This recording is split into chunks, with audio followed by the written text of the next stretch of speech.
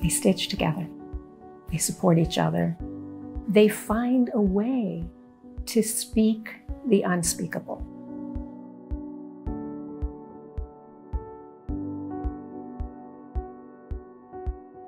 Common Threads Project works with survivors of gender-based violence, war, and displacement in places around the world.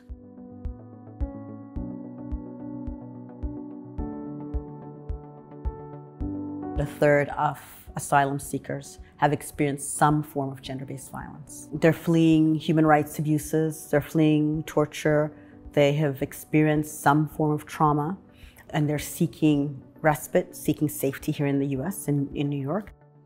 We train local clinicians, local practitioners to do a very specific intervention. This ancient practice where women come together in groups and sew story cloths.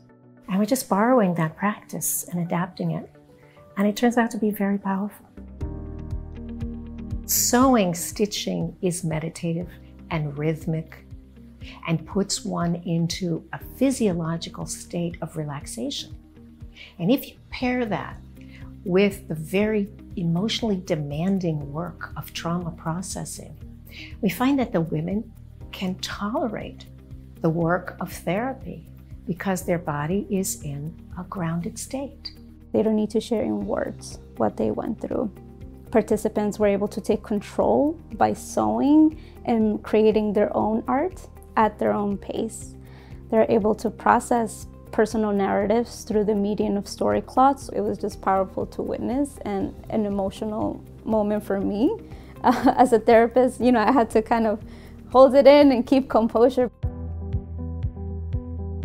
This piece is called Forced to Marry My Rapist. This is the woman who made the story cloth. She ran off. She made her way to safety where she could tell this story to a circle. And the women in the group noticed what she didn't even realize. She made this without any hands or feet. The mother had no agency. And she winds up promising herself that she will not wind up like her mother. She will have agency. Often with torture, with trauma, people wind up feeling very isolated. They feeling alone.